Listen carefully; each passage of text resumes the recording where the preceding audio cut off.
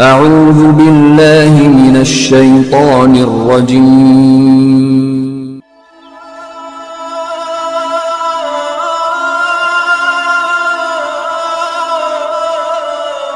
بسم الله الرحمن الرحيم.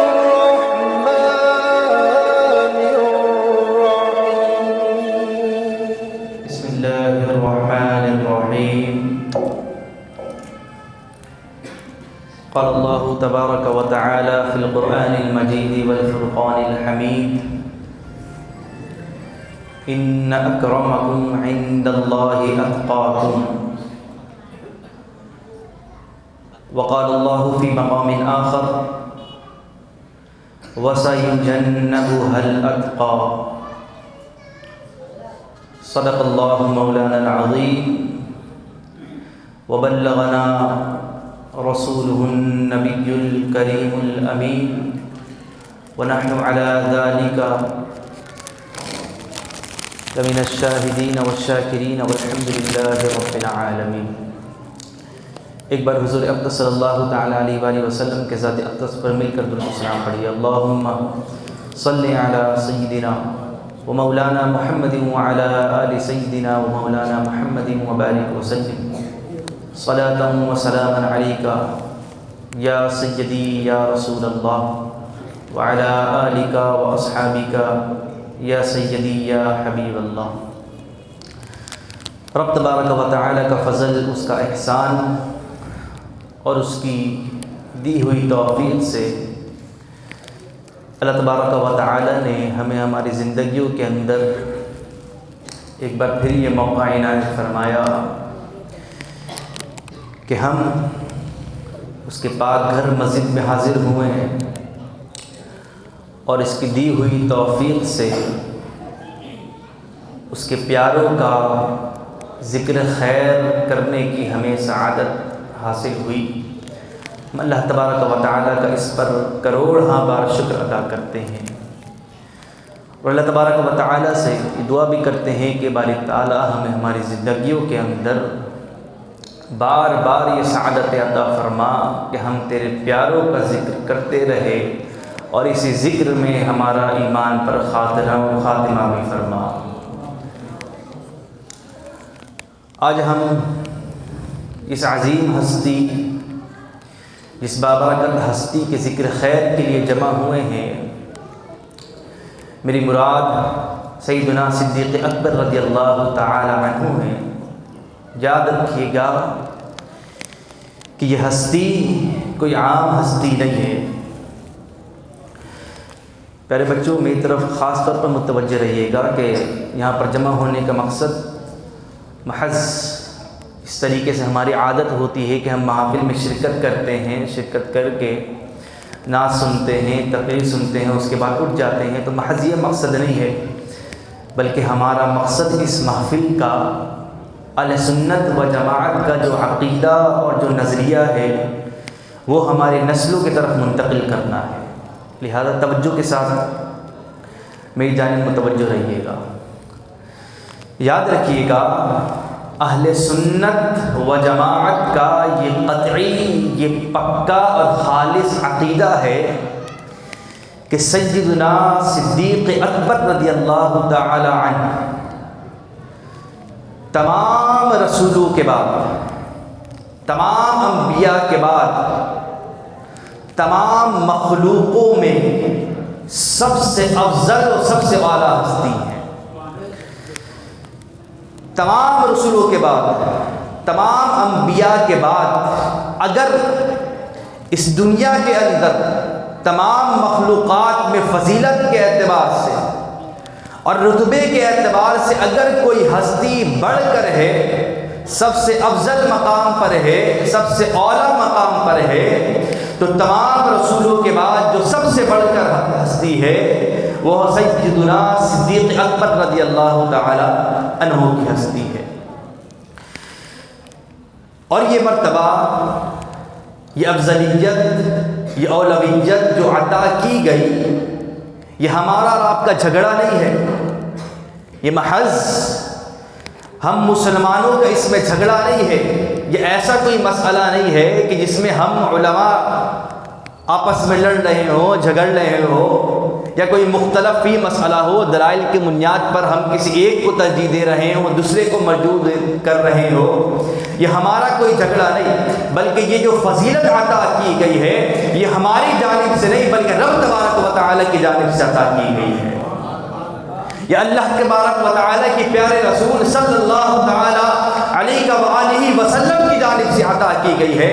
اللہ تبارک و تعالی بزبان نبی ارشاد فرماتا ہے، حدیث قدسی ہے، اللہ تبارک و تعالی نبی کریم علیہ الصلوۃ والتسلیم کی زبان ارشاد فرماتا ہے، ان اصحابکم عندی بمنزلۃ الکواکب فی السماء۔ اے اللہ کے پیارے رسول یاد رکھیے تمہارے اصحاب جتنے بھی ہیں میرے نزدیک آسمان پر ستاروں کے مانند ہے۔ آسمان پر یہ جو چمکتے ہوئے دمکتے ہوئے ستارے نظر آ رہے ہیں ان ستاروں کے مانند ہے۔ یہ تمام اصحاب جو تمہارے ہیں یہ آسمان پر چمکتے ہوئے ستاروں کے مانند ہے۔ بعضهم اولا من بعض، ان اصحاب میں سے بعض سے بڑھ کر ہے، ان اصحاب میں سے بعض سے بڑھ کر ہے۔ یہ فرمان ہمارا نہیں بلکہ ہمارے رب تبارک و تعالی کا ہے۔ یہ فرمان کس کا ہے؟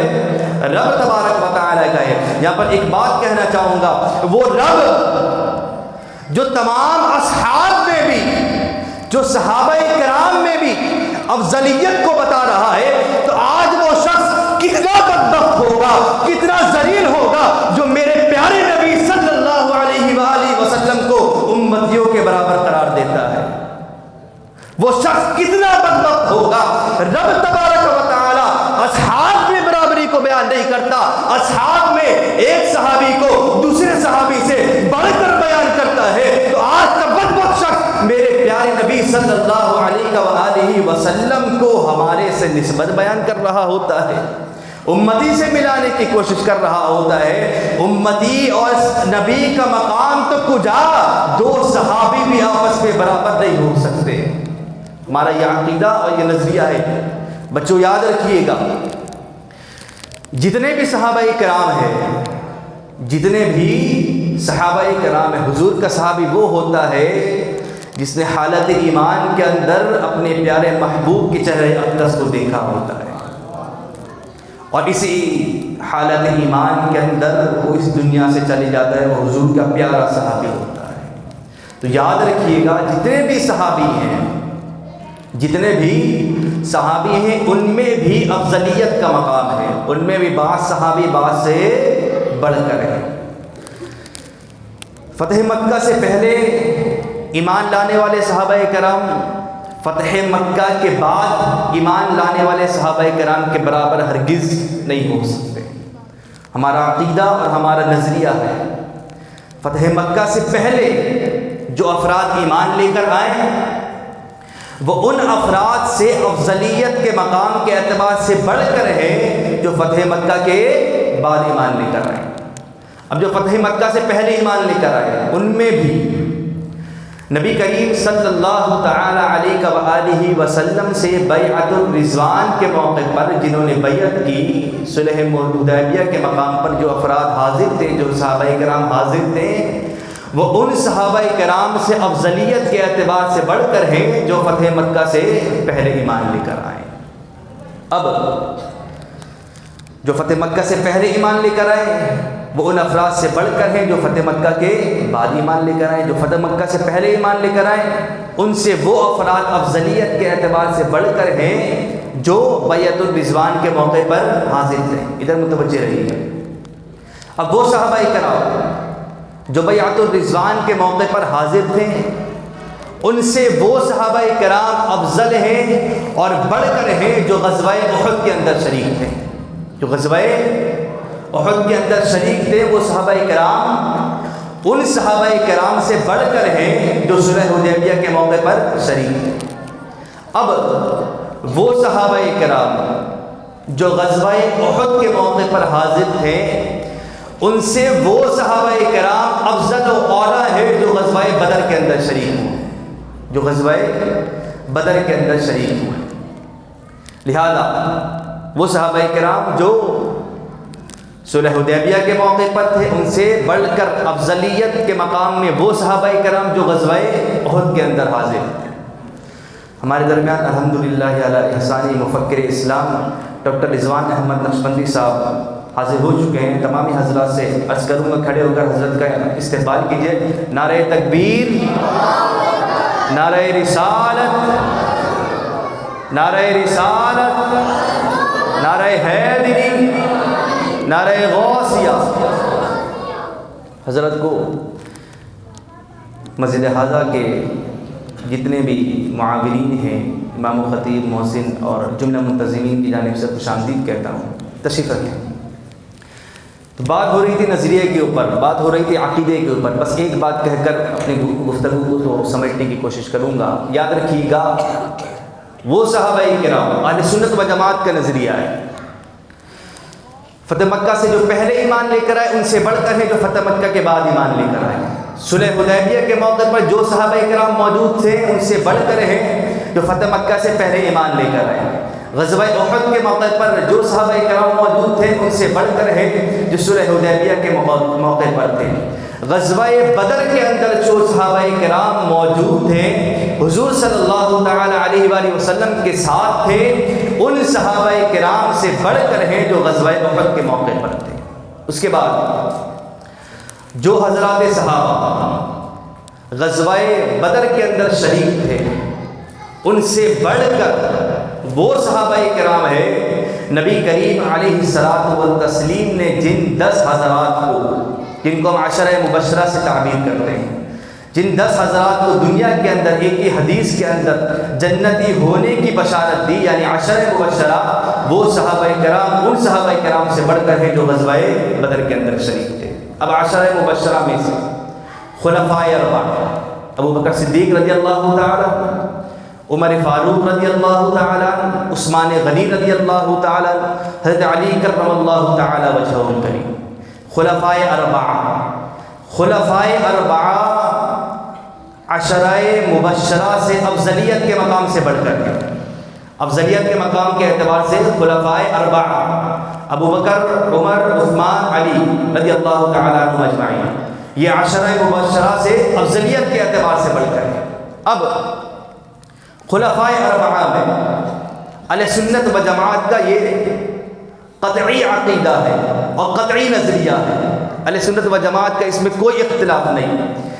خلفائے اربعہ میں ابو بکر و عمر رضی اللہ تعالی عنہما، یعنی شیخین ابو بکر و عمر رضی اللہ تعالی عنہما خلفائے اربعہ میں سب سے بڑھ کر، ابو بکر اور حضرت عمر رضی اللہ تعالی عنہما یہ خلفائے اربعہ میں افضلیت کے اعتبار سے بڑھ کر ہے۔ اس کے بعد اب بچے خلفائے اربعہ میں حضرت عثمان غنی رضی اللہ تعالی اور حضرت علی کرم اللہ تعالی وجہہ الکریم۔ ان دو حضرات گرامی کے اندر اہل سنت و جماعت کے اندر جمہور علماء کا یہ نظریہ ہے کہ حضرت عثمان غنی رضی اللہ تعالی عنہ حضرت علی کرم اللہ تعالی وجہہ الکریم سے افضلیت کے اعتبار سے بڑھ کر، حضرت عثمان غنی رضی اللہ تعالی عنہ حضرت علی کرم اللہ تعالی وجہہ الکریم سے افضلیت کے اعتبار سے بڑھ کر ہے، اور حضرت علی رضی اللہ تعالی عنہ حضرت عثمان غنی کے اعتبار سے آپ کا مقام اس درجے کا نہیں ہے۔ تو اہل سنت و جماعت کا حتمی اور قطعی عقیدہ ہے، سنی ہونے کے لیے یہ عقیدہ رکھنا ضروری ہے کہ چاروں خلفاء میں ابو بکر و عمر سب سے بڑھ کر، سنی ہونے کے لیے یہ عقیدہ رکھنا اور یہ نظریہ رکھنا ضروری ہے۔ کسی سنی کا اس عقیدہ اور نظریہ میں اختلاف ہرگز نہیں ہو سکتا کہ ابو بکر و عمر رضی اللہ تعالی عنہما حضرت عثمان غنی رضی اللہ تعالی عنہ اور حضرت علی کرم اللہ تعالی وجہہ الکریم سے افضلیت کے اعتبار سے بڑھ کر ہے۔ اس کے بعد حضرت عثمان غنی رضی اللہ تعالی عنہ، اس کے بعد حضرت علی کرم اللہ تعالی وجہہ الکریم۔ آخر میں ایک بات کہہ کر آپ سے اجازت دینا چاہوں گا، میرے دوستوں، میرے عزیزوں، یاد رکھیے گا، ہمیں اپنے نسلوں کی جو ہے وہ عقائد کی حفاظت کرنی ہے، ہمیں اپنے نسلوں کی عقائد کی حفاظت کرنی ہے۔ حضرت عبدالعزیز برہاروی رحمۃ اللہ تعالی علیہ صاحب نبراس آپ فرماتے ہیں، یاد رکھو کہ یہ افضلیت کا جو عقیدہ اور نظریہ ہے، افضلیت کا جو عقیدہ اور نظریہ ہے، اس کو پختگی کے ساتھ اپنے ساتھ پکڑ کر رکھو، پختگی کے ساتھ اس پر کان بند رہو۔ حضرت عبدالعزیز برہاروی رحمۃ اللہ تعالیٰ علیہ صاحب نبرات ارشاد فرماتے ہیں، ایک گروہ علماء تم پر لازم ہے کہ تم اپنے واعظ و نصائح اور اپنے پند نامے کے اندر اپنے واعظ و نصائح کے اندر اپنے لوگوں کو اس حوالے سے بار بار آگاہ کرتے رہو کہ ہمارے عقیدے کا یہ، ہمارے نظریے کا یہ حصہ ہے کہ حضرت عمر اور حضرت ابوبکر صدیق رضی اللہ تعالیٰ عنہ افضلیت کے اعتبار سے سب سے بڑھ کر ہے، اور علماء کو یہ چاہیے کہ ہر دور کے اندر اس پر کتابیں لکھتے رہیں۔ علماء کو چاہیے کہ ہر دور کے اندر اس پر کتابیں لکھتے رہے اور اپنے لوگوں کو بتاتے رہے کہ ابو بکر و عمر رضی اللہ تعالی عنہما اس امت میں سب سے بڑھ کر ہیں۔ اسی جو ہے عقیدے اور نظریے کو آگے بڑھانے کے لیے، آگے پہنچانے کے لیے الحمدللہ علی احسانی جامعہ ہادہ نے اس بابرکت محفل کا انعقاد کیا۔ میں جامعہ ہادہ کے تمام منتظمین کو اس محفل کے انعقاد پر ہدیہ تبریک پیش کرنا چاہوں گا۔ اب بلا تاخیر میں جو ہے وہ اپنی گفتگو کو سمیٹتے ہوئے محفل کو مزید آگے بڑھانے کے لیے جو ہے وہ دعوت دوں گا کہ آپ تشریف لائیں۔ وما علیہ الا البلاغ۔